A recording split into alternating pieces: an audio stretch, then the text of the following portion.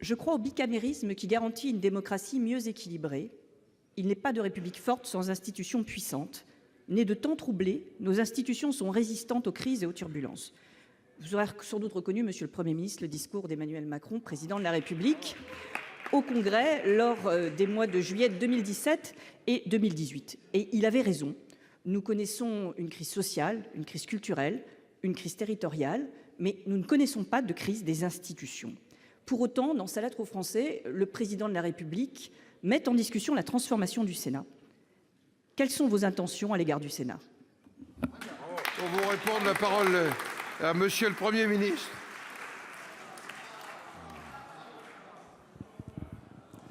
Monsieur le Président, Mesdames et Messieurs les sénateurs, Madame la sénatrice, vous avez cité le Président de la République dans son discours au Congrès. Vous auriez pu aussi, même si c'est moins prestigieux, citer le Premier ministre à l'occasion du discours que j'ai prononcé pour la première fois au Sénat. Je reconnais que ça a moins de prestige, mais vous reconnaîtrez aussi, Madame la sénatrice, qu'à l'occasion de ce discours, j'avais indiqué mon attachement au bicamérisme, le rôle essentiel dans une démocratie de ce dialogue permanent entre deux assemblées qui tirent leur légitimité de modes de désignation différents, de temporalités différentes.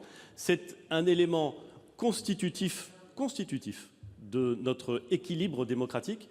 Et j'observe que ça n'est pas propre au génie français, même s'il est considérable, puisque dans toutes les démocraties, c'est ce dialogue qui permet une forme de sagesse et d'équilibre. Donc, je n'ai aucun problème, Madame la sénatrice, à dire aujourd'hui, comme je l'ai toujours dit, que j'étais attaché et au bicamérisme et au Sénat. Et j'observe, Madame la sénatrice, que dire ceci ne doit pas, et je pense que vous pourrez le reconnaître avec moi, nous exonérer d'une réflexion sur le bon fonctionnement du bicamérisme, sur la bonne désignation de ceux qui siègent dans ces deux instances, sur... Mais enfin, bien entendu, vous avez cité le mouvement des Gilets jaunes. Reconnaissez avec moi que dans la très grande masse de revendications qui sont exprimées, dans leur très grande diversité, il y a aussi des questionnements, pas forcément sur l'existence de telle ou telle assemblée, mais sur la capacité de telle ou telle assemblée à correctement représenter la population française. Je ne dis pas, Madame la sénatrice,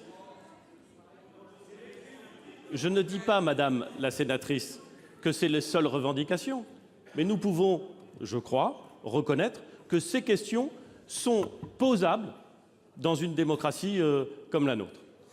Le président de la République, dans le débat qu'il a engagé, a ouvert un chapitre sur la démocratie et la citoyenneté.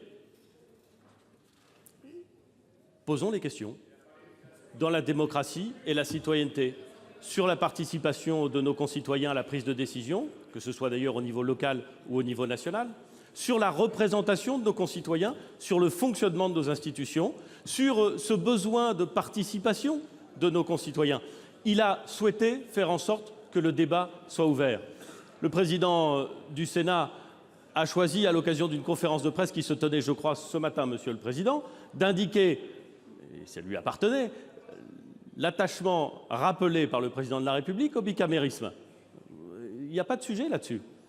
En revanche, je serai toujours ouvert à cette discussion, qui est une discussion qui doit être continue dans le temps, pour faire en sorte que nos institutions fonctionnent mieux, que notre bicamérisme fonctionne mieux, que nos citoyens soient toujours convaincus qu'ils fonctionnent comme ils devraient fonctionner. C'est ça le sens du débat, et je crois que ce sont des questions très raisonnables et qui intéressent nos concitoyens.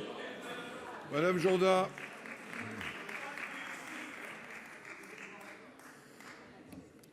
J'entends votre réponse, Monsieur le Premier ministre, et nous sommes d'accord sur le fait qu'il faille mener une réflexion. Je rappelle d'ailleurs qu'elle avait commencé dans les assemblées avant de se dérouler sur les ronds-points et qu'à aucun moment le Sénat ne s'était montré hostile à cette réflexion. Mais puisque nous sommes en temps de grand débat, je vais pouvoir faire aussi, si vous permettez, quelques observations.